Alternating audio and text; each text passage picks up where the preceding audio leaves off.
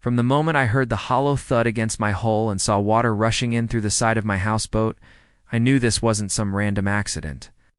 This was sabotage. I also knew exactly who was behind it: the HOA president, Gloria.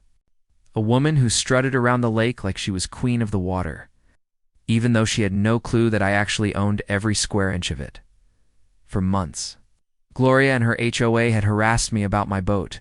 They claimed it was an eyesore, illegal, and lowering property values. Never mind that my boat had been here long before their cookie-cutter lake houses even existed. Every week I'd find warning letters taped to my dock, threats of fines, and even notes demanding I remove my structure from their property. I tried to be civil, but I knew what they didn't.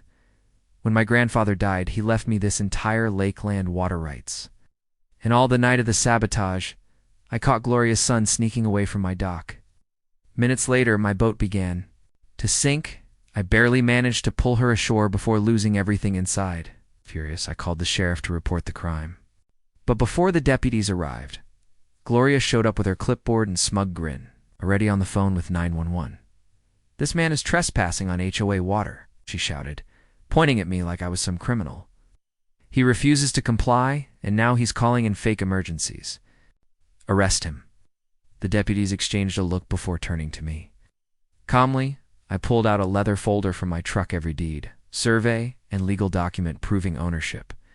I explained how the HOA had been harassing me, how my boat was deliberately damaged, and how this entire lakeshore to shore was mine.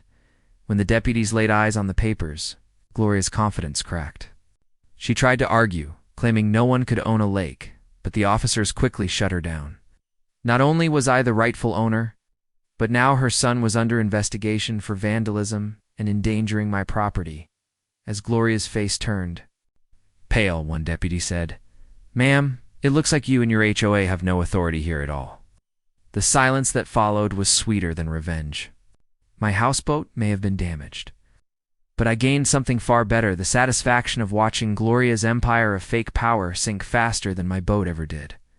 And from that day forward, the HOA never bothered me again. After all, it's hard to boss around the man who owns the lake you live on. Asterisk, this story is just the beginning. There is so much more ahead. Subscribe to the channel to join me on this journey.